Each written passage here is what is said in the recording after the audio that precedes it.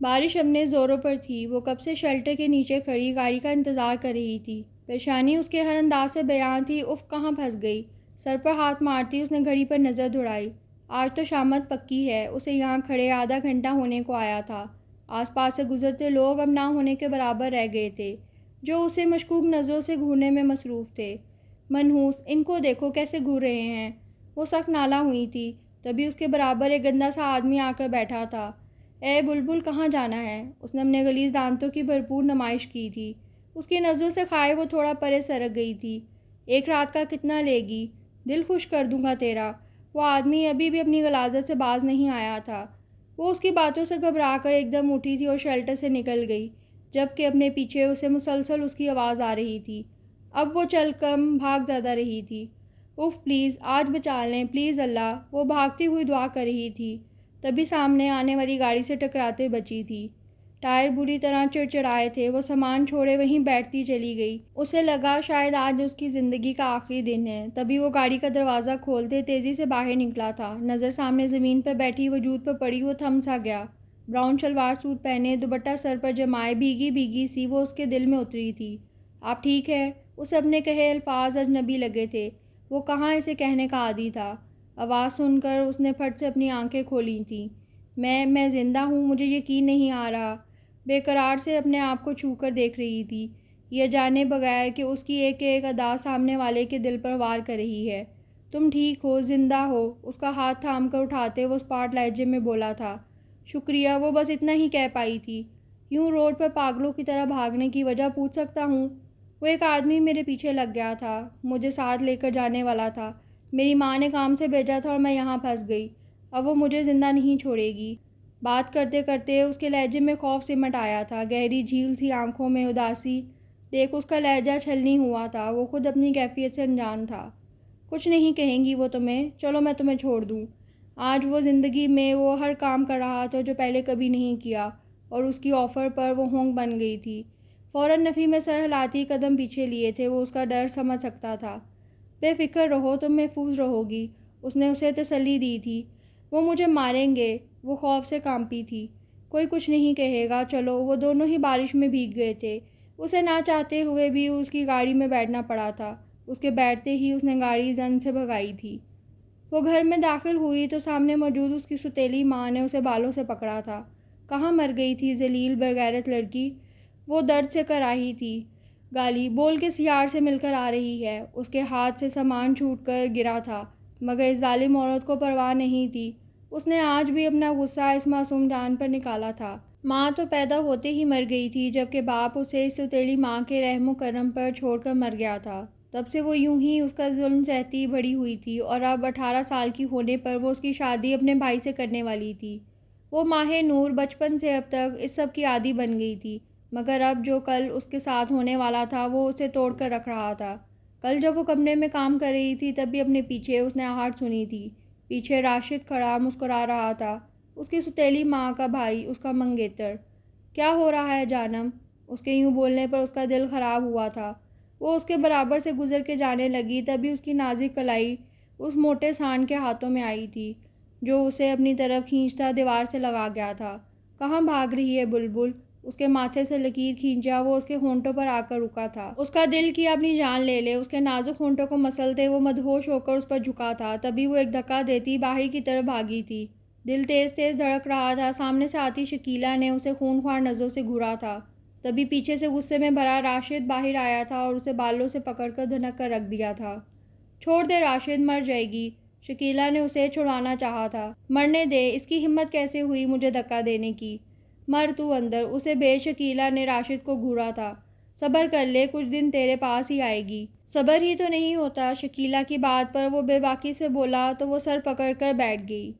پورے آفس میں ٹھنڈک ہو رہی تھی۔ اے سی فل سپیڈ سے آن تھا، جبکہ وہ اپنے اندر کی تلخی کم کرنے کے لیے سگریٹ پر سگریٹ پھونک رہا تھا۔ وہ اس لڑکی کو چاہ کر بھی اپنے دل و دماغ سے نہیں نکال پا رہا تھا۔ ماضی کی یادیں اس پر حاوی ہونے کی کوشش کرتیں، مگر چھم سے اس لڑکی کا معصوم چہرہ اس کی نظروں میں آ جاتا۔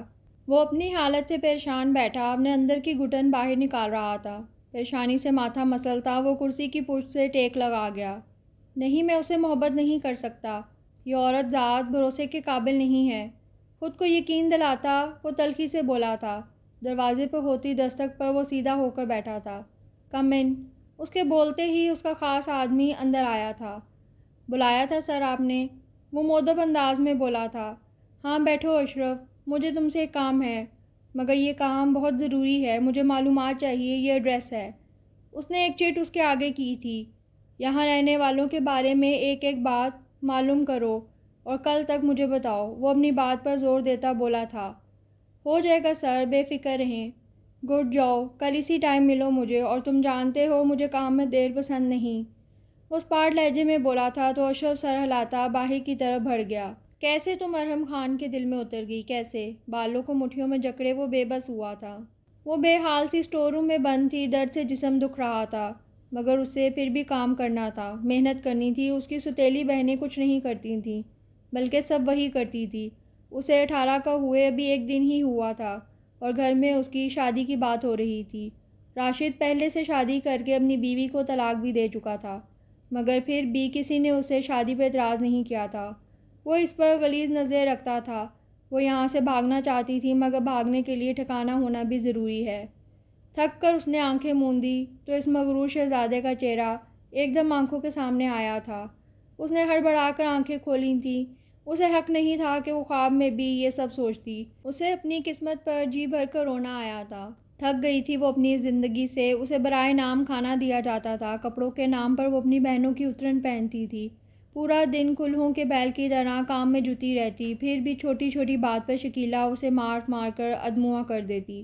وہ مر جانا چاہتی تھی، مگر افسوس یہ بھی اس کے بس میں نہ تھا۔ روتی تڑپتی بلکتی وہ اپنی ماں کو یاد کرنے لگی، جس کی شکل بھی اس نے نہیں دیکھی تھی۔ تبھی دروازہ زور زور سے بجا تو وہ ہمت کرتی جلدی سے دروازے تک آئی تھی۔ سامنے شکیلا اور اس کی چھوٹی بہن کھڑی تھی۔ اسے دھکا دے کر اندر آئی اور ایک شاپر اس کی طرف بڑھایا۔ اس نے ناسمجھی سے اس شاپر کو دیکھا اور پھر انہیں۔ مائیوں کا جوڑا ہے، کل تجھے مائیوں بٹھانا ہے، تیار ہو جانا۔ میں تو خلاف تھی ان چونچلوں کے، مگر تیرا ہونے والا خصم زیادہ ہی باولا ہوا جا رہا ہے۔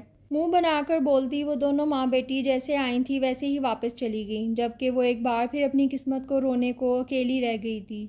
وہ آفس کے لیے تیار ہوتا نیچے آیا تو ملازمہ نے اسے دیکھ کر جلدی سے ناشتہ لگایا، ورنہ اس کا کیا بھروسہ کہ کیا سزا دے دیتا۔ وہ اس عالیشان گھر میں اکیلا رہتا تھا۔ باپ کے انتقال کے بعد اس کی ماں اسے چھوڑ کر چلی گئی تھی۔ اس کی پرورش اس کی دادی نے کی تھی، مگر وہ اسے برے دوستوں کی صحبت سے نہیں بچا پائی تھیں۔ اس کے دادا دادی نے اسے اس قابل بنایا تھا، اس کا ملک میں ایک نام تھا، پہچان تھی، مگر اس کا غصہ وہ سب ناقابل برداشت تھا۔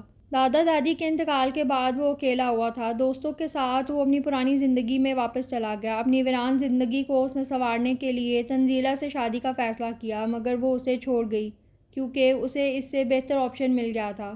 اس کا عورت ذات سے بھروسہ اٹھ گیا تھا، اور اب اچانک ماہ نور کا اس کی زندگی میں آنا اس کی زندگی میں طوفان لایا تھا۔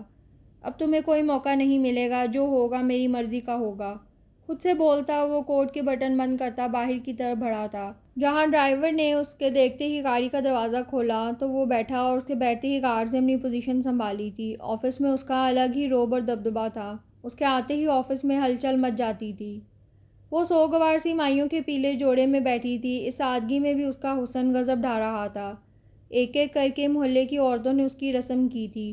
معنی خیز سرگوشیاں اس کے چہرے کا کوئی رنگ نہ کھا سکیں۔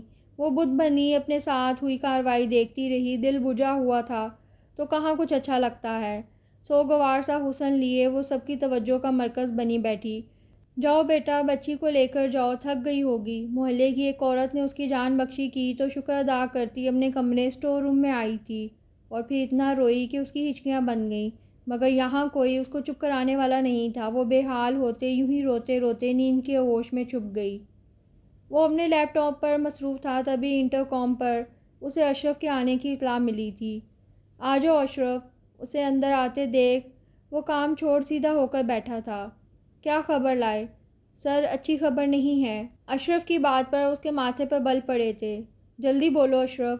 سر، وہ کسی علی صاحب کا گھر ہے، ان کی ایک بیٹی ماہ نور ہے، باقی سوتیلی بیٹیاں ہیں۔ وہ شکیلا اپنی سوتیلی بیٹی پر بہت ظلم کرتی ہے اور اب اس کی شادی اپنے طلاق یافتہ بھائی سے زبردستی کروا رہی ہے۔ اپنی بات مکمل کرتا اس نے ایک لفافہ اس کے آگے کیا تھا، جس میں تمام افراد کی تصاویر موجود تھیں۔ اس دشمن جان کی تصویر دیکھ کر وہ ٹھٹکا تھا۔ اتنا معصوم دل موہ لینے والا حسن، یہ کون ہے؟ سر یہ ماہ نور ہے، کل ان کی شادی ہے، ان پر بڑا ظلم ہے۔ اور کل کس ٹائم ہے اس کی شادی؟ اشرف کی بات کاٹتا وہ پوچھ بیٹھا۔ شام میں نکاح ہے، کل اس کا نکاح ہوگا، مگر مجھ سے۔ تیاریاں مکمل کرو، حکم دیتا اس نے اشرف کو جانے کا اشارہ کیا تو وہ سر جھکا کر چلا گیا، جبکہ وہ خود اس کی تصویر دیکھتا کہیں کھو سا گیا تھا۔ بہت جلد چرا لوں گا تمہیں میں اپنے پاس، قید کروں گا دنیا سے چھپا کر۔ محبت سے اس کی تصویر دیکھتا وہ اس کی تصویر سینے سے لگا گیا۔ اس چھوٹے سے گھر میں آج مکمل شور شرابہ تھا۔ دلہن کو تیار کرنے کے لیے محلے کی ہی لڑکیاں آئی تھیں۔ وہ بے جان وجود لیے سب دیکھتی رہی تھی، اتنی ہمت ہی نہیں تھی کہ کچھ بولتی۔ سب چپ چاپ بیٹھی سہ رہی تھی۔ اسے مکمل دلہن کا روپ دیا گیا تھا۔ آج کے دن کے لیے راشد کی پہلی بیوی کا جوڑا اسے دیا گیا تھا۔ مکمل دلہن بنے وہ بے انتہا حسین لگ رہی تھی۔ تبھی بارات آنے کا شور اٹھا۔ ساری لڑکیاں بھاگ کر باہر بھاگی تھیں، جبکہ اس کی ہتھیلیوں میں پسینہ آیا تھا۔ اس نے پریشانی سے اپنے ہاتھ مسلے تھے۔ تبھی باہر سے ایک بار پھر شور کی آواز سنائی دی تھی۔ کچھ انجان لڑکیاں اندر آئی تھیں اور اسے بے حد مہنگا اور نفیس جوڑا پہننے کو دیا تھا۔ وہ بدحواسی اندر گئی اور منہ دھو کر کپڑے بدل کر آئی تھی۔ اندر آئی لڑکیوں نے ایک بار پھر اسے تیار کیا تھا۔ ہر چیز بے حد نفیس و قیمتی تھی۔ اسے سمجھ ہی نہیں آ رہا تھا کہ یہ ہوا کیا ہے۔ ہوش تو تب آیا جب وہ لڑکیاں اسے لیے باہر آئیں۔ اپنے سامنے راشد کے زخمی وجود کو دیکھ اس کے چھکے چھوٹے تھے، جبکہ ایک طرف روتی دھوتی اس کی ماں اسے گھور رہی تھی۔ اسے کچھ برا ہونے کا خدشہ ہوا تھا۔ وہ دروازہ دھاڑ سے مارتا اپنے آدمیوں کے ساتھ اندر آیا تھا۔ اتنے امیر کبیر آدمی کو دیکھتے وہاں ہر کوئی مرعوب ہوا تھا، مگر ہوائیاں تو تب اڑیں جب اس کے حکم پر اس کے آدمیوں نے راشد کو دھنک کر رکھ دیا تھا، جبکہ بیچ بچاؤ کے لیے آتی شکیلہ بھی ساتھ آئی عورتوں کا شکار بنی تھی۔ اس کے ایک اشارے پر لڑکیاں عورتوں سے پوچھتی اس کے کمرے میں گئی تھیں اور ٹھیک 1 گھنٹے بعد اسے سنوار کر باہر لائی تھیں۔ وہ جو بے حس بنا بیٹھا تھا اس کو دیکھتا رہ گیا۔ لال رنگ کے بہت خوبصورت کامدار جوڑے میں فل میک اپ کے ساتھ اس کا حسن مزید نمایاں ہوا تھا، جبکہ دوسری طرف اس اجنبی کو دیکھتی وہ بکھلا گئی تھی، مگر اتنی ہمت کہاں سے لاتی کہ اپنا منہ کھولتی۔ ماں اور راشد کا حال دیکھ وہ اچھے سے سمجھ گئی تھی یہ کس نے کیا ہے۔ اس کے پاس آتے ہی ارحم نے اس کے لیے اپنے پاس جگہ بنائی تھی۔ بنا چوں چرا نکاح کرو، میں کوئی مزاحمت برداشت نہیں کروں گا۔ اس کے کان میں سرگوشی کرتا وہ اس کے رہے سہے حسان بھی خطا کر گیا تھا۔ نکاح شروع کریں۔ اس کی آواز میں اتنا رعب تھا کہ کسی کی ہمت نہیں ہوئی کہ بیچ میں بول سکے۔ اس نے مری آواز میں قبول ہے کہا تھا۔ وہ جو اپنے نصیب سے نالا تھی، اچانک اس افتتاحات پر سنبھل نہیں پا رہی تھی کہ اسے جھٹکے پر جھٹکے مل رہے تھے۔ وہ انسان جسے اس نے اپنے خوابوں میں آنے پر بھی پابندی لگا رکھی تھی، آج پورا کا پورا اس کا تھا، مگر یہ سب اتنا عجیب انداز میں ہو رہا تھا کہ وہ کچھ بھی سمجھ نہیں پا رہی تھی۔ ہاں اس نے شکر ادا کیا تھا کہ اس موٹے سے اس کی جان چھوٹ گئی تھی۔ نکاح ہوتے ہی وہ اٹھ کر راشد کے سامنے گیا تھا اور اس کا گریبان پکڑ کر جھٹکے سے اسے اوپر اٹھایا تھا۔ درد کی شدت سے اس کی چیخ نکلی تو وہ ہنسا تھا۔ کیا ہوا؟ تکلیف ہو رہی ہے؟ بڑا غرور ہے نا اپنے مرد ہونے پر، اتنی بھی تکلیف برداشت نہیں؟ وہ گرایا اور ایک مکہ کھینچ اس نے منہ پر مارا، اور مارتا ہی گیا۔ شکیلہ کی چیخیں پورے گھر میں گونج رہی تھیں، مگر سب بے حس بنے تماشا دیکھ رہے تھے۔ رخصتی کرو، ایک حکم دیتا وہ باہر کی جانب بڑھا تو ساتھ آئی لڑکیاں اسے ساتھ لیے آگے بڑھی تھیں۔ میرا سامان، وہ بکھلائی تھی۔ میم وہاں سب موجود ہے، آپ آ جائیں۔ اس کا ہاتھ تھامتے وہ اسے باہر لائی تھیں، جہاں وہ گاڑی میں بیٹھا اس کا منتظر تھا۔ اس کے برابر میں بیٹھتے ہی اس نے گاڑی بڑھانے کا حکم صادر کیا تھا۔ گاڑی اپنی منزل پر رواں دواں ایک پرآسائش بنگلے کے آگے رکی تھی۔ ماہ نے حیران نظروں سے وہ محل نما بنگلہ دیکھا تھا۔ ایسا تو بس اس نے سوچا ہی تھا۔ باہر آؤ، اسے حکم دیتا وہ اندر بڑھ گیا، جبکہ اس کے یوں رویے پر اس کا دل بجھا تھا۔ پتہ نہیں کیوں وہ اسے لایا تھا۔ اب تو دل میں عجیب طرح کے وسوسے آنے لگے تھے، ہول اٹھنے لگے تھے۔ ان لڑکیوں کے ساتھ وہ اندر داخل ہوئی تھی، دل زور زور سے دھڑک رہا تھا۔ سامنے بے حد وسیع خوبصورت لان دیکھتی وہ مرعوب ہوئی تھی۔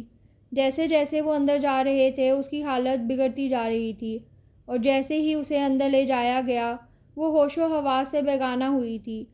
ساتھ کھڑی لڑکیاں ایک دم گھبرائیں تھیں، جبکہ اندر موجود ارحم ان کی آواز پر بھاگتا باہر آیا تھا۔ اور اسے یوں بے ہوش دیکھ اس کے ماتھے پر شکنیں پڑی تھیں۔ تم لوگوں کے گھورنے سے یہ ہوش میں نہیں آ جائے گی۔ ان سب کو جھڑکتا وہ اسے باہوں میں بھرتا لمبے ڈگ لیے سیڑھیاں چڑھ گیا۔ اس کا کمرہ بے حد خوبصورت پھولوں سے سجایا گیا تھا۔ اسے بیڈ کے بیچ گرا کے وہ ایک دم اس پر جھکا تھا۔ کتنی پیاری تھی وہ، اس کا ایک ایک نقش حفظ کرتا وہ دیوانہ ہوا تھا۔ دل میں کئی جذبات ایک ساتھ جاگے تھے، مگر اسے ہوش میں لانا ضروری تھا، اس لیے لڑکی کو اندر بھیجتا وہ خود باہر آ گیا۔ بہت مشکل تھا خود پر ضبط کرنا۔ تھوڑی دیر بعد اس لڑکی نے ماہ نور کے ہوش میں آنے کی خبر اسے دی تھی، تو وہ تھوڑا ریلیکس ہوا۔ اس کے لیے کھانے کا بول وہ خود اسموکنگ روم میں گیا، مگر آج سگریٹ پینے کا دل ہی نہیں تھا۔ شام سے رات ہو گئی تھی۔ وہ بھاری قدم اٹھاتا اپنے کمرے کی طرف بڑھا تھا، جہاں موجود معصوم وجود اس کے ڈر سے آنکھیں موندے پڑا تھا۔ وہ کمرے میں آیا تو کمرے میں اندھیرا چھایا ہوا تھا، اور وہ پری پیکر اس کے بیڈ پر پورے حق سے براجمان تھی۔ اسے دیکھتے اس کی دھڑکن بڑھی تھی۔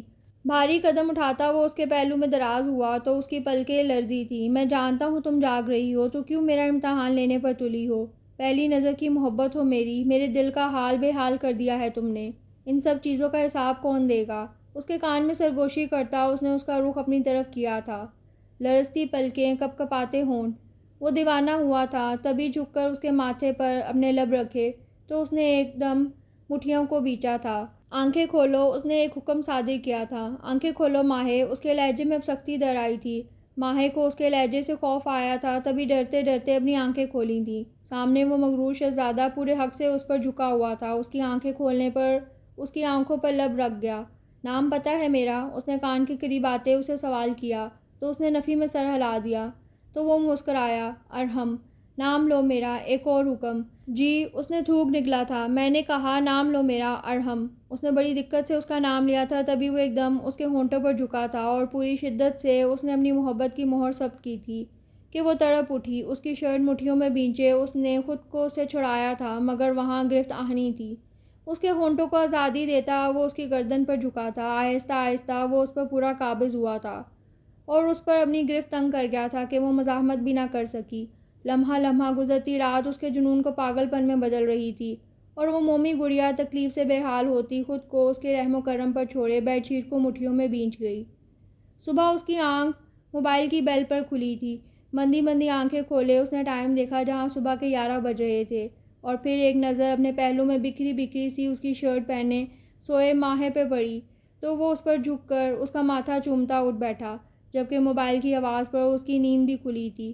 رات ارحم کی سرگوشیاں، اس کی محبت کا احساس دلانا، وہ سمجھ ہی نہیں پا رہی تھی کہ کیا ایسا بھی ہوتا ہے۔ ارحم نے اپنی کمر پر اس کی نظروں کی تپش محسوس کی تو مسکرایا اور اپنا رخ اس کی طرف کیا۔ اٹھ گئی میری جان، اس کے بال ہاتھوں سے سنوارتا وہ پیار سے بولا تو سر اس بات میں ہلا گئی۔ مجھے معافی مانگنی چاہیے تم سے، مگر میں کیا کروں؟ میں تو شاید تم سے بات کرتا، مگر تمہاری شادی کا پتہ چلا تو مجھے یہ انتہائی قدم اٹھانا پڑا۔ میں جانتا ہوں تم اس سب سے خوش نہیں تھیں جبھی یہ کیا۔ کیا مجھے معافی؟ کیسی باتیں کر رہے ہیں آپ؟ مجھ سے معافی مت مانگیں۔ آپ نے تو مجھے اس جہنم سے آزادی دلوائی ہے۔ آپ تو میرے محسن ہیں، مسیحا ہیں۔ میں آپ کی شکر گزار ہوں، اور آپ کوئی اجنبی نہیں ہیں۔ میں جانتی ہوں آپ کو۔ اس دن بارش میں بھی آپ کو پہچان گئی تھی، مگر اس وقت میں بہت ڈری ہوئی تھی۔ اس کا ہاتھ تھامے وہ اس پر اپنی محبت کا آشکار کر گئی۔ وہ اسے اکثر اخبار اور رسائل میں دیکھتی تھی۔ وہ اس کا کرش تھا، ان کی پہلی ملاقات جیسی تھی۔ وہ بے حد پریشان اور ڈری ہوئی تھی۔ مجھے اچھا لگا تم نے سچ بولا، مجھے سچ بولنے والے پسند ہیں۔ جھوٹ سے سخت نفرت ہے مجھے۔ اس کے گال سہلاتا وہ مسکرا کر بولا تھا، اب ریڈی ہو جاؤ، پھر مجھے نیچے ملو۔ اسے بولتا وہ فریش ہونے چلا گیا، جبکہ وہ حیران اسے دیکھنے لگی۔ کتنا عجیب رویہ تھا اس کا، مگر اس کے پاس کوئی آپشن نہیں تھا کہ یہاں سے اب کہیں اور جائے۔ اسے یہ راستہ نبھانا تھا ہر حال میں۔ وہ نیچے آئی تو ڈائننگ ٹیبل پہ بیٹھا اس کا ویٹ کر رہا تھا۔ اس کے دیے لباس میں وہ دمکتی شہزادی لگ رہی تھی۔ ارحم نے ہاتھ بڑھا کر اسے اپنے پاس بٹھایا تو جھجکتی بیٹھ گئی۔ اتنے لوازمات اس نے اپنی زندگی میں کبھی نہیں دیکھے تھے جتنے اس وقت اس ٹیبل پر موجود تھے۔ وہ ایک ایک کر کے اسے پتہ نہیں کیا کیا سرو کر رہا تھا۔ اس کے چہرے کی چمک ہی انوکھی تھی۔ ماہے نے پہلی بار اسے مسکراتے دیکھا تو وہ مسکراتے ہوئے کتنا پیارا لگتا تھا۔ ماہے کا ہاتھ غیر ارادی طور پر اس کے گال پر گیا تھا۔ اس نے چونک کر اسے دیکھا تو وہ جھیم کر ہاتھ ہٹانے لگی، مگر وہ اس کا ہاتھ تھامتا لبوں سے لگا گیا تو وہ شرما گئی۔ تبھی ملازم کے آنے پر اس نے اپنا ہاتھ اس کی گرفت سے نکالا تو ارحم کے ماتھے پر شکنوں کا جال بنا تھا۔ ایک دم اس کا منہ اپنے ہاتھوں پہ دبوچے وہ بڑکا تھا۔ آئندہ میرا ہاتھ جھٹکنے کی غلطی مت کرنا۔ غصے سے اس کا منہ چھوڑتا وہ لمبے ڈگ بھرتا باہر نکل گیا، جبکہ وہ آنسو بہاتی خود کو کوستی رہی۔ وہ کیبن میں بیٹھا سخت مضطرب تھا۔ اس بیچاری سے زبردستی نکاح کیا اور اب یہ سب، اس کی بھی تو کوئی غلطی نہیں تھی۔ وہ اتنی بولڈ نہیں تھی، مجھے سمجھنا چاہیے تھا۔ خود کو سرزنش کرتا وہ پریشان ہوا تھا۔ اگر وہ ناراض ہو کر چھوڑ گئی تو؟ اس کے دل میں ڈر کنڈی لیے مار کر بیٹھا تھا۔ پوری میٹنگ وہ پریشان ہی رہا اور وہاں سے فارغ ہوتے ہی وہ گھر کے لیے نکلا تھا، کیونکہ اسے ڈر تھا کہیں وہ اسے چھوڑ کر نہ چلی جائے۔ گاڑی سے اترتے وہ تقریباً بھاگنے کے انداز میں اپنے کمرے میں آیا، جہاں وہ بیڈ پر بیٹھی کتاب پڑھنے میں مصروف تھی۔ ارحم کی جان میں جان آئی تھی اسے سامنے دیکھ کر۔ آگے بڑھ کر اس نے جلدی سے اسے گلے لگایا تھا، اس کے گال چومے تھے۔ وہ تو اس اچانک افتتاح پر بکھلا گئی تھی، مگر اتنی ہمت کہاں سے لاتی کہ اسے خود سے الگ کر سکے۔ بس اس کا لمس جا بجا اپنے چہرے پر محسوس کرنے لگی۔ جو دیوانہ وار اس پر جھکا اسے چومنے میں مصروف تھا۔ پورا وقت نہ وہ خود سکون سے رہا تھا نہ اسے رہنے دیا تھا۔ وہ شرماتی لجاتی اس کی پناہوں میں پگھلتی جا رہی تھی، جبکہ وہ تو انتہا کی حد تک بے باک تھا۔ ماہ نور نے اس کے بکھرے بال اپنے ہاتھوں سے سمیٹے تو وہ اس کا ماتھا چومتا برابر میں لیٹ کر اس کا سر اپنے سینے پر رکھ گیا۔ چاہے کتنا بھی ناراض ہو لینا ماہے، مگر چھوڑ کر مت جانا مجھے۔ اس کا ہاتھ چومتا وہ بے بسی سے بولا تو اس کا ماتھا چوم کر مسکرا دیا۔ آپ میرا مسکن ہیں، آپ کے سوا اب ہے ہی کون اس دنیا میں میرا؟ آپ میرا گھر ہے، میرا دل ہے، میں کیسے رہ سکتی ہوں آپ کے بغیر؟ وہ تھوڑے ہی وقت میں اس کی محبت میں ڈوب گئی تھی۔ شاید محبت ایسی ہی ہوتی ہے، بنا غرض کے۔ ان کی شادی کو مہینہ ہو گیا تھا۔ وہ اس کا بہت خیال رکھتا تھا، بہت محبت کرتا، مگر معمولی سی بات پر اچانک موڈ بگڑ جاتا، جس سے وہ پریشان رہنے لگی تھی۔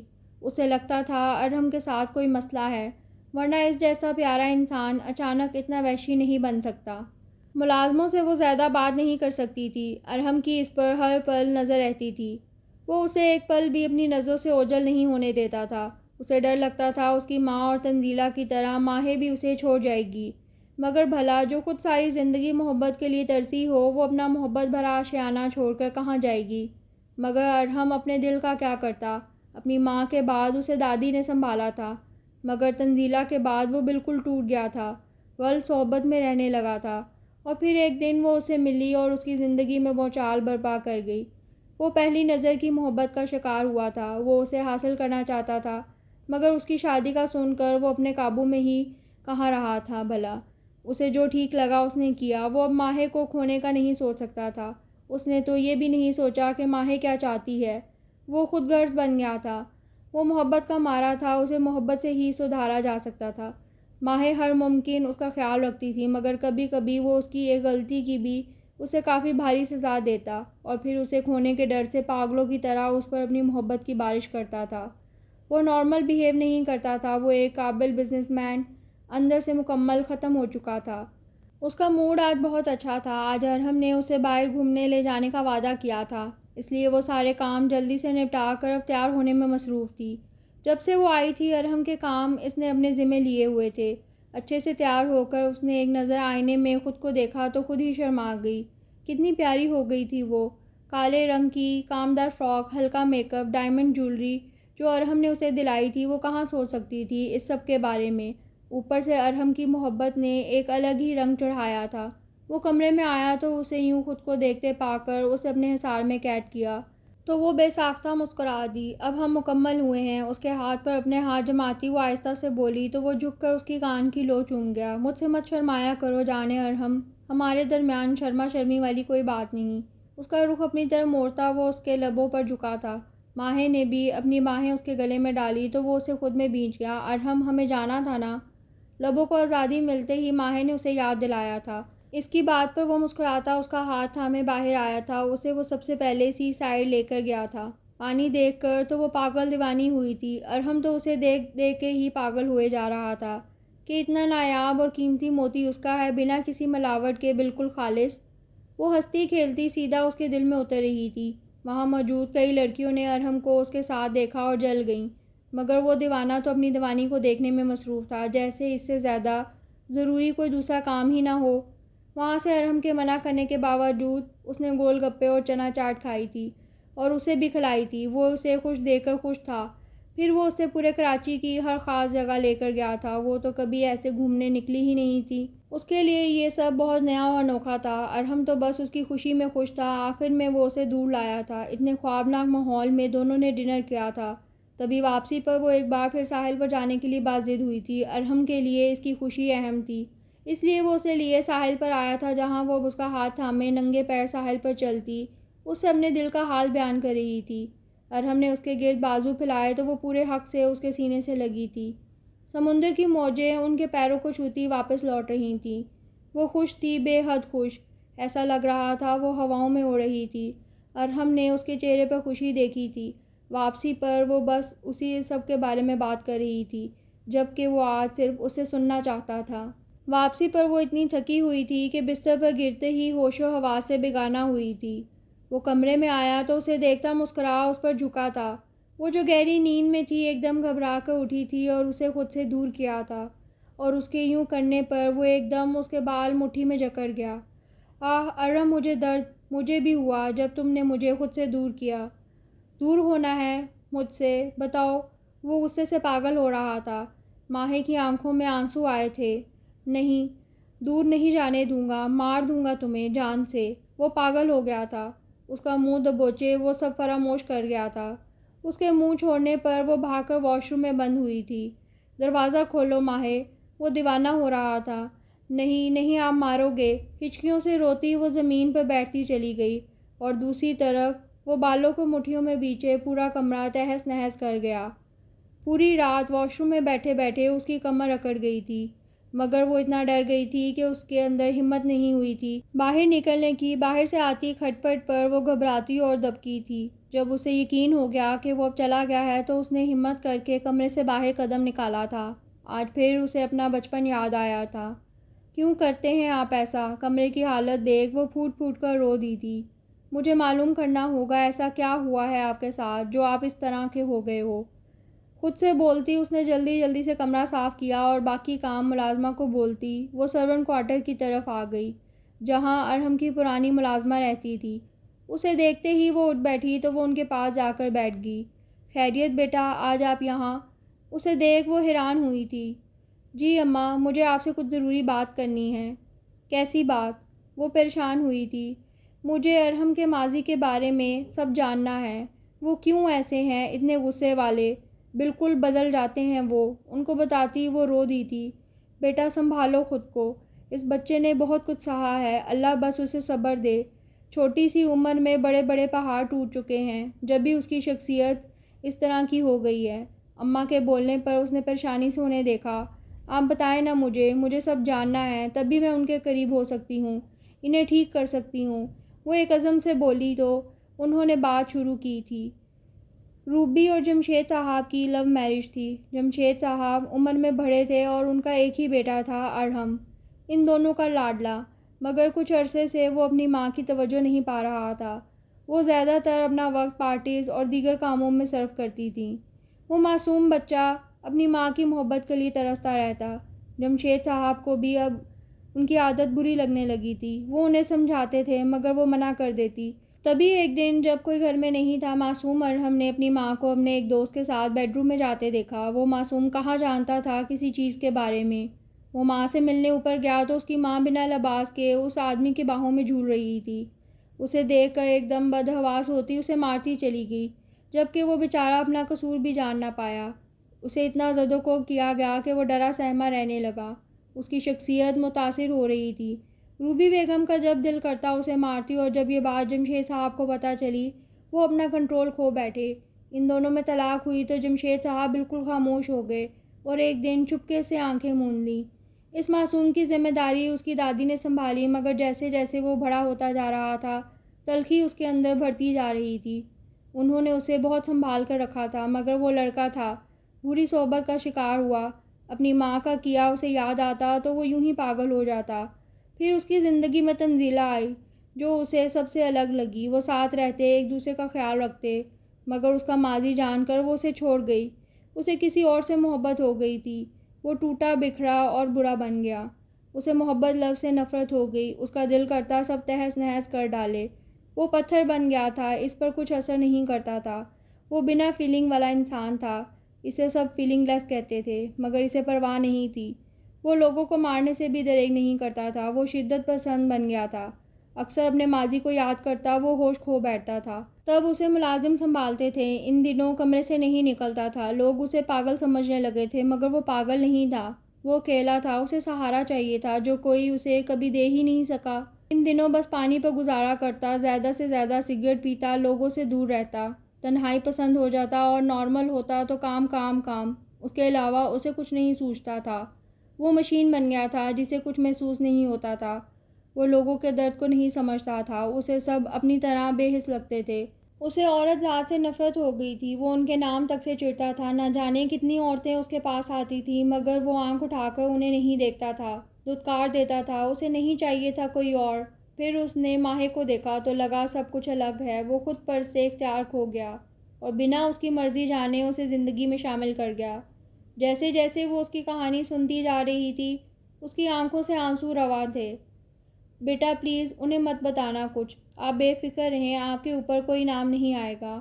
انہیں تسلی دیتی وہ باہر اپنے پوشن میں آئی تھی۔ اس کے شوہر کی زندگی اتنی تلخ ہوگی اس نے سوچا بھی نہیں تھا۔ بظاہر خوش دیکھنے والے لوگ اندر سے کتنے ٹوٹے ہوتے ہیں، اس کا تو کسی کو احساس نہیں ہوتا۔ سب اپنی زندگی میں گم، کسی کی پرواہ کب کرتے ہیں۔ وہ بھی ایک ٹوٹا ہوا شخص تھا جو دنیا کے سامنے مضبوط بنا رہتا تھا، مگر آج ماہے کو احساس ہوا تھا کہ وہ اندر سے کتنا اکیلا ہے۔ وہ ڈرتا تھا کہ کہیں وہ پھر سے اکیلا نہ رہ جائے، اس لیے وہ اکثر زیادتی کر جاتا تھا۔ آج اس کی حقیقت جانتے وہ بہت افسردہ سی ہو گئی تھی۔ لمحے کو بھی اس کے دل میں یہ خیال نہیں آیا کہ وہ اسے چھوڑ جائے، بلکہ اسے تو اب اپنے ارحم کو سنبھالنا تھا، اسے اپنے ساتھ کا یقین دلانا تھا، مگر یہ اتنا بھی آسان نہیں تھا۔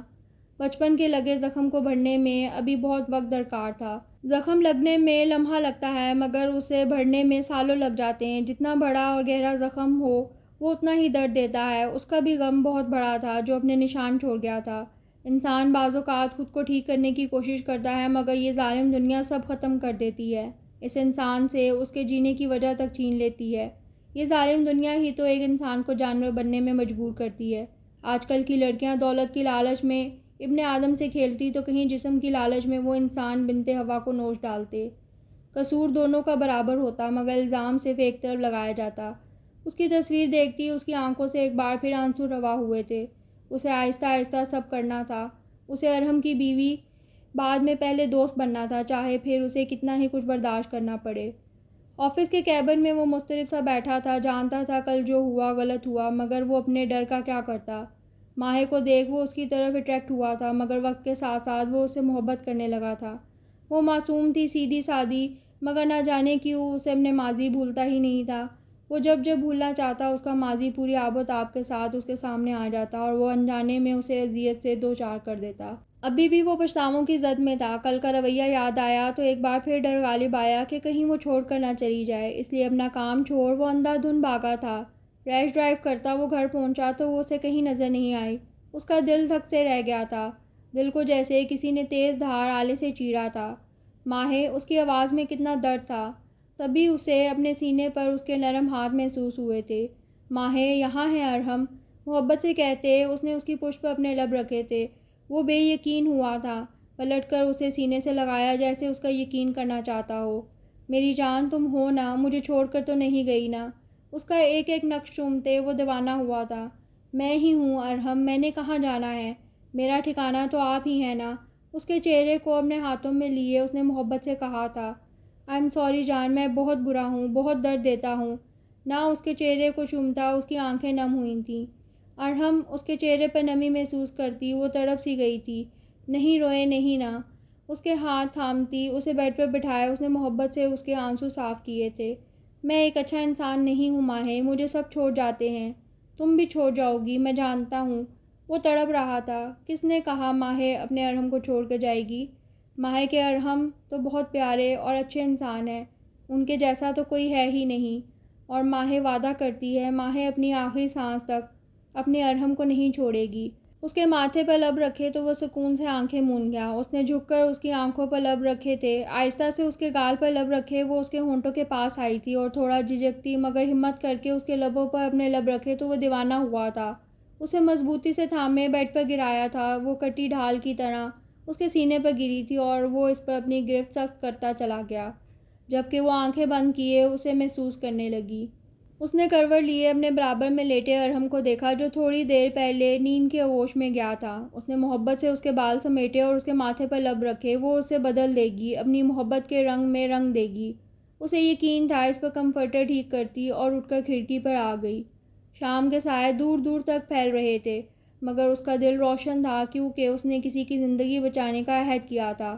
اسے اپنے محبوب شوہر کو اس دنیا کی تلخی سے دور لے جانا تھا، لیکن اس کے لیے اسے یہاں سے ارحم کو دور لے کر جانا تھا، مگر کہاں؟ اسے ایسی جگہ دیکھنی تھی جہاں ماضی کی کوئی تلخی نہ ہو۔ وہ ارحم کو سب سے چھپا کر کہیں دور لے جانا چاہتی تھی۔ اس کا دماغ تیزی سے تانے بانے بن رہا تھا۔ سب ٹھیک ہو جائے گا، اس نے خود کو یقین دلایا تھا۔ ارحم، آپ تو مجھے کہیں گھمانے بھی نہیں لے کر گئے۔ وہ دونوں اس وقت لان میں بیٹھے چائے سے لطف اندوز ہو رہے تھے، تبھی اس نے منہ بسوڑ کر شکوہ کیا تو وہ مسکرا دیا۔ کہاں جانا ہے میری جان نے؟ ہلکا سا جھک کر اس نے محبت سے پوچھا تھا۔ اس نے پرسوچ انداز میں اپنی ٹھوڑی پر انگلی رکھی۔ ارحم کو اس وقت وہ ڈھلتی شام کا ایک بے حد خوبصورت منظر لگی تھی، وہاں جہاں بس خوشیاں ہوں، کوئی غم نہ ہو، آپ ہو، میں ہوں، ہماری محبت ہو۔ وہ ایک جذب سے آنکھیں میچ کر بولی تو وہ مبہت سا ہوا تھا۔ بھلا وہ کہاں اس قابل تھا کہ اسے اتنا پیارا ساتھی ملتا؟ ایسی جگہ کہاں ہے، اب یہ بھی بتا دے محترمہ۔ وہ ذرا جھکا تو وہ دل فریب انداز میں مسکرائی تھی۔ آپ کی باہوں میں۔ اس کے ہاتھ پر اپنا ہاتھ رکھے وہ سچائی سے گویا ہوئی، جبکہ اس کی بات پر وہ دل سے مسکرایا تھا۔ مجھے بھی وہیں سکون ملتا ہے، وہ اس کے ہاتھ پر اپنی گرفت مضبوط کرتا بولا تھا۔ تو چلے نہ کہیں جہاں بس محبت ہی محبت ہو، آپ کا غصہ نہ کام نہ لڑائی۔ ٹھیک ہے میری جان، میں کل تک سارے کام سمیٹ کر ٹکٹ کرواتا ہوں۔ سچی میں وہ بچوں کی طرح خوش ہوئی تھی۔ مچی میں وہ بھی اسی کی طرح بولا تو وہ کھلکھلا کر ہنس پڑی۔ زندگی کو اسے خود سہل کرنا تھا، وہ اپنی زندگی جو کسی کی ماضی کی تلخی کی نظر کبھی نہیں کر سکتی تھی۔ آج کا پورا دن اس نے اپنا کام ختم کرنے میں لگایا تھا۔ وہ اسے پاکستان ٹور پر لے کر جانا چاہتا تھا، مگر یہاں کام بھی نہیں چھوڑ کر جا سکتا تھا، اس لیے سارے کام نپٹاتے نپٹاتے اسے کافی رات ہو گئی تھی۔ اس کے لیے گجرے لیے وہ گھر آیا تھا۔ اندر داخل ہوتے ہی اس کی نظر صوفے پر موجود ماہے پر پڑی تھی، جو شاید اس کا انتظار کرتے کرتے نیند کے آغوش میں چلی گئی تھی۔ اسے اس پر رچ کر پیار آیا تھا۔ وہ کیوں اتنی اچھی تھی، اسے باہوں میں بھرے وہ اسے اوپر کمرے میں لایا تھا۔ اسے بیڈ پر لٹائے وہ پیار سے اسے دیکھنے لگا۔ عورت کو لے کر اس کا نظریہ بدل رہا تھا۔ وہ خود کو خوش قسمت تصور کر رہا تھا۔ اگلی صبح بہت روشن تھی۔ وہ دونوں جلد ہی اپنی منزل پر روانہ ہوئے تھے۔ ارحم نے بائی روڈ جانے کا فیصلہ کیا تھا۔ پورے راستے وہ اس کا دماغ کھاتی رہی تھی۔ وہ یہ سب پہلی بار دیکھ رہی تھی اور وہ مسکراہٹ دبائے اس کا اشتیاق سے بھرپور چہرہ دیکھ کر سکون محسوس کر رہا تھا۔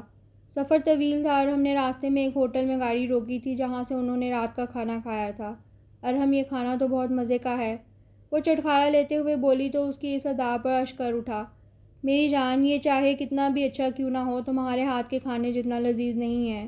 او ہو، آپ کو تو بس میری تعریف کرنے کا موقع چاہیے، یہ نہ ہو اس تعریف سے پھول کر موٹی ہو جاؤں۔ وہ ہنس کر بولی تو وہ سر ہلا گیا۔ کھانا کھا کر وہ ساتھ بنے سرائے میں آئے تھے۔ کمرہ چھوٹا تھا مگر بے حد صاف ستھرا۔ چھوٹا سا بیڈ، سائڈ ٹیبل اور ایک الماری اور دیوار گیر شیشہ۔ وہ تو یہاں کی ہی دیوانی ہو رہی تھی۔ پوری رات اس کے سینے پر سر رکھے اس نے آنے والے دنوں کی پلاننگ کی تھی۔ اگلے دن وہ لوگ مری پہنچے تھے۔ ارحم، آرام نہیں کرنا نا؟ ارحم کو بستر میں منہ دیے دیکھ وہ چیخی تھی۔ تبھی اچانک سے ارحم نے اس کا ہاتھ تھام اسے اپنی طرف کھینچا تھا اور اس کے لبوں کو اپنی گرفت میں لیا تھا، اور پھر اسے بنا کچھ کہنے کا موقع دیے وہ اپنی منمانی پر اتر آیا تھا، اور اس کا لمس پاتے ہی وہ بھی مدہوش ہوئی تھی۔ صبح وہ معمول سے پہلے ہی اٹھ گئی تھی اور ارحم کو بھی اٹھا کر کھڑا کیا تھا، جو اب معصوم شکل بنائے اسے دیکھ رہا تھا، اور وہ ظالم بنی اپنی تیاری مکمل کر رہی تھی۔ ایسے مت دیکھے، رات آپ نے ترس کھایا تو جو میں کھاؤں؟ تو بھئی میں نے تو آرام ہی کروایا تھا، لیکن میں نہیں کرواؤں گی، چلیں اب۔ اس کا ہاتھ تھامتی وہ باہر بڑھی تھی، اور پھر ارحم نے اسے نتھیا گلی اور کئی مشہور جگہ دکھائی تھیں۔ ارحم، یہ کتنا خوبصورت ہے نا؟ سامنے بنے پہاڑ دیکھ وہ مبہوت ہوئی تھی۔ وہاں سے انہوں نے بہت کچھ کھایا بھی تھا اور اس نے اپنے لیے پیک بھی کروایا تھا۔ پورا دن گزارا، وہ واپس آئے تھے۔ اگلے دن انہیں پھر آگے کا سفر کرنا تھا۔ اگلی صبح ان لوگوں نے آنسو جھیل کا دورہ کیا تھا۔ پورا دن آس پاس کی وادی گھومتے وہ بس ایک دوسرے میں مدہوش تھے۔ ڈرائی فروٹس کے درخت دیکھ وہ حیران ہوئی تھی، اتنے سارے پھلوں کے درخت اور وہاں موجود جھیلیں اور دریا۔ اس کا بس چلتا تو وہ وہیں رہ جاتی۔ ارحم اسے زبردستی اپنے ساتھ ہوٹل لایا تھا۔ تبھی اچانک ارحم کا فون بجا، جسے سن کر وہ زمین پر بیٹھتا چلا گیا۔ ارحم، کیا ہوا ہے ارحم؟ وہ بدحواس ہی آگے بڑھی تھی۔ سب ختم ہو گیا ہے نور، سب کچھ۔ کیا ہوا ہے کچھ بتائیں گے؟ میرا بزنس ڈوب گیا، گھر نیلام ہو گیا، میں سڑک پر آ گیا ہوں۔ نور میرے پاس کچھ نہیں رہا۔ وہ رو رہا تھا، نور کو لگا اس کا کلیجہ نوچ لیا ہو کسی نے۔ ارحم اللہ پاک اور دیں گے، آپ کیوں ایسے کر رہے ہیں؟ آپ کو کچھ ہوا تو میرا کیا ہوگا؟ پلیز ایسا مت کریں، ہم آج ہی گھر کے لیے نکلتے ہیں، پلیز روئیں نہیں۔ اسے سنبھالتی وہ بیڈ تک لائی تھی۔ میں سونا چاہتا ہوں پلیز۔ ہاں آپ سو جائیں۔ اسے سلا کر وہ اسی کے پاس بیٹھ گئی اور اس کے سر میں انگلیاں چلانے لگی، اور یہ کرتے کرتے اس کی اپنی آنکھ بھی لگ گئی تھی۔ صبح پہلی فلائٹ سے وہ لوگ کراچی واپس آئے تھے۔ ان کے گھر پر تالا لگا تھا اور ہم نے وقتی طور پر ایک چھوٹا سا گھر کرائے پر لیا تھا۔ ماہ نور قدم قدم پر اس کے ساتھ ہی اسے سنبھال رہی تھی۔ یہ سب کیسے ہوا وہ خود بھی پریشان تھا، کوشش کر رہا تھا سب کچھ ریکور کر لے۔ اکثر ٹینشن میں وہ ماہے کو بھی بیجا سنا دیتا، مگر وہ چپ کر کے سنتی اور پھر اسے گلے لگا لیتی، اور پھر وہ سکون محسوس کرتا۔ 3 مہینے ہو گئے تھے انہیں یوں دربدر ہوئے۔ ماہے اپنے اندر آئی تبدیلی محسوس تو کر رہی تھی، مگر ہمت نہیں تھی کہ اسے کچھ بتا سکے۔ وہ صبح کا جاتا، رات گئے تک ہی واپس آتا تھا۔ ایسے میں ماہے کو اس سے بات کرنے کا موقع ہی نہیں ملتا تھا۔ آج بھی تو تھکا ہارا گھر آیا تو ماہے نے اس کے آگے گرم گرم روٹی ڈال کر رکھی۔ کھانا کھا کر وہ کمرے میں آ گئی، تبھی ارحم کمرے میں آیا تھا۔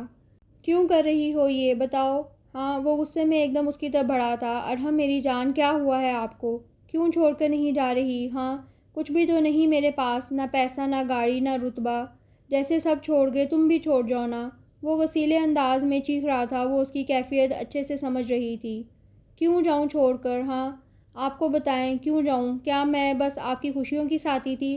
اب برا وقت پڑا تو چھوڑ جاؤں، بھول جاؤں؟ کس طرح بن کہے ہر خواہش پوری کی؟ اب میری باری ہے تو میں پیچھے ہٹ جاؤں؟ کیوں اتنا کم ذات سمجھتے ہیں آپ مجھے؟ میں نے محبت نہیں کی تھی، مگر آپ سے خود بخود ہو گئی۔ آپ کی ہنسی سے، آپ کے غصے سے، آپ کی آنکھوں سے، آپ کے ہاتھوں سے، آپ کے کپڑوں سے، اپنی خوشبو سے۔ تو کیسے چلی جاؤں؟ آپ تو میرے جینے کی وجہ ہو، کیسے چھوڑ جاؤں؟ آپ کو بتائیں، مجھے ایک وجہ بتا دے چھوڑ جانے کے۔ اس کا گریبان پکڑے وہ اسے جھنجھوڑ رہی تھی۔ اب اگر ماہے آپ سے الگ ہوگی تو اس وقت جب اس کی زندگی ختم ہوگی، سنا آپ نے؟ جہاں بھی رکھیں گے خوشی خوشی رہ لوں گی، مگر آپ کا ساتھ چاہیے بس۔ آپ ہوں گے تو سب برداشت کر لوں گی۔ تو یہ غربت کیا چیز ہے؟ کبھی کچھ نہیں مانگوں گی، نہ کپڑے، نہ زیور، نہ بڑا گھر، صرف اور صرف آپ کا ساتھ چاہیے۔ اور وہ بس اسے یکٹک دیکھ رہا تھا۔ وہ واقعی سب سے الگ تھی، اسے لگا تھا وہ بھی اسے چھوڑ جائے گی، مگر یہ تو کچھ نہیں چاہتی۔ اسے اپنی سوچ پر افسوس ہوا تھا، غصہ آیا تھا، وہ ہمیشہ اس کی تکلیف کا باعث بنتا تھا۔ ماہے، وہ ایک دم اس کی طرف بڑھا تھا۔ نہیں معاف کروں گی، کبھی معاف نہیں کروں گی اس سب کے لیے آپ کو، آئی سمجھ؟ اس سے پیچھے ہٹاتی وہ روتی ہوئی مڑی تھی، تبھی زور کا چکر آیا، وہ زمین بوس ہوتی، مگر ارحم نے وقت رہتے اسے سنبھالا تھا۔ ماہے، ماہے کیا ہوا؟ یوں نہ کرو، آنکھیں کھولو ماہے پلیز۔ وہ دیوانہ بنا اس پر جھکا کہہ رہا تھا، مگر وہ ہوش و حواس سے بیگانہ اس کی باہوں میں جھول رہی تھی۔ اسے اٹھا کر وہ تیزی سے باہر نکلا تھا۔ اب اس کا رخ ہسپتال کی طرف تھا۔ وہ اسے لیے ہسپتال آیا تھا اور اب بے صبری سے ٹہلتا ڈاکٹر کے بلاوے کا انتظار کر رہا تھا، جو اندر اس کی ماہے کا چیک اپ کرنے میں مصروف تھی۔ اللہ جی پلیز مجھے معاف کر دیں، میں بہت گنہگار ہوں، بس میری ماہ کو کچھ نہیں ہو۔ پلیز اللہ، میں اب کوئی شکوہ نہیں کروں گا، کوئی شکایت نہیں کروں گا۔ آپ نے اس کی شکل میں مجھے اس دنیا کا بہترین تحفہ دیا ہے۔ وہ مخلص ہے، سچی ہے، میں غلط ہوں، میں معافی مانگتا ہوں، مجھے معاف کر دیں اللہ پلیز۔ وہ اپنے رب کے حضور گڑگڑا رہا تھا، تبھی ڈاکٹر نے اسے اپنے کیبن میں بلایا تو وہ بے صبرا بنا جلدی سے اندر داخل ہوا تھا۔ جی ڈاکٹر، آپ؟ جی میں ان کا ہسبینڈ۔ دیکھیں آپ کی وائف بہت کمزور ہے، اوپر سے انہوں نے کسی بات کا صدمہ لیا ہے، ان کی کنڈیشن ایسی نہیں ہے کہ وہ یہ سب برداشت کر سکیں۔ مطلب میں سمجھا نہیں۔ وہ نہ سمجھی سے ڈاکٹر کو دیکھنے لگا۔ آپ کی وائف ماں بننے والی ہے، کیا یہ بات آپ کو نہیں پتہ؟ ڈاکٹر نے قدرے حیرانی سے پوچھا تو اس نے نفی میں سر ہلایا تھا۔ او دیکھیے، اب ان کا بہت خیال رکھنا ہے، کوئی ٹینشن نہیں دینی، خوش رکھنا ہے۔ آئی ول ڈاکٹر، اب آپ لے جا سکتے ہیں انہیں۔ ڈاکٹر کے بولنے پر وہ اسے لیے باہر آیا تھا۔ اس نے ماہے کا ہاتھ تھامنا چاہا، مگر وہ ہاتھ چھڑاتی ٹیکسی میں بیٹھ گئی، جبکہ وہ شرمندہ ہو گیا۔ گھر آ کر بھی وہ بنا بات کیے بستر پر لیٹ گئی۔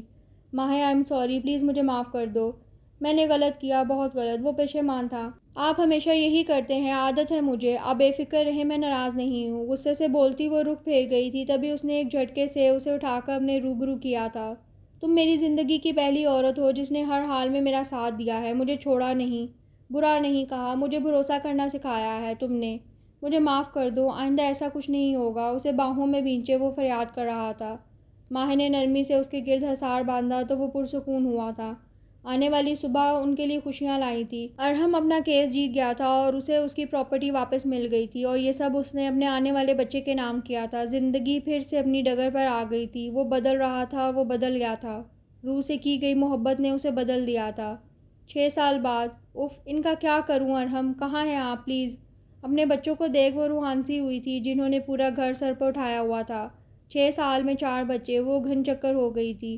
ارحم کے سامنے شریف بنے وہ اسے تگنی کا ناچ نچا دیتے تھے، مگر ان کی یہی شرارت اس گھر کی رونق تھی۔ ارحم کا خاندان نہیں تھا، اس کی خواہش تھی اس کا گھر ہو، اس کے بہت سارے بچے ہوں، اور اب وہ اس کے بہت سارے بچوں کے بیچ بیٹھی ان کی شرارتوں پہ ہنس رہی تھی، کیونکہ وہ جانتی تھی کبھی کبھی بچوں کے ساتھ بچہ بن کر ہی انہیں سمجھایا جا سکتا ہے۔